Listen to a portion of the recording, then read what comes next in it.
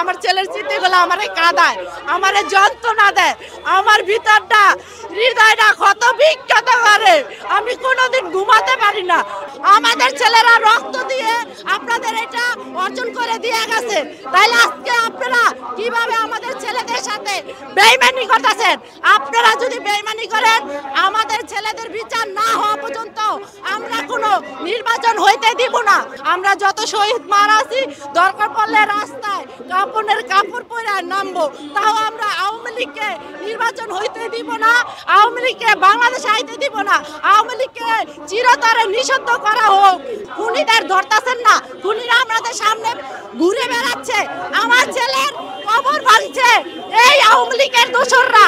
আর কিভাবে আওয়ামী লীগের দোসররা আমার ছেলের কবরে হাত দেয়? দর্শন যা হয়েছে, ও তো দর্শন হয়েছে, ওর অপরাধী কেন এখনো বাহিরে? কিভাবে বাহিরে?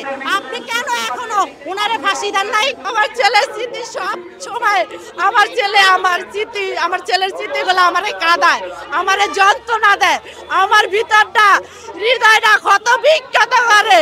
আমি কোনোদিন ঘুমাতে পারি না।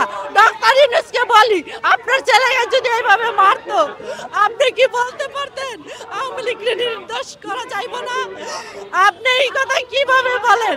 একটা মায়ের সন্তান নাই, আমি জানি কতটুকু আমার হৃদয় রক্তক্ষরণ হয়। প্রতি রাত্রে রক্তক্ষরণ হয়, দিন যায় আমাদের ঘুম নাই। তাহলে আপনি কি করে ভাবেন এই কথা?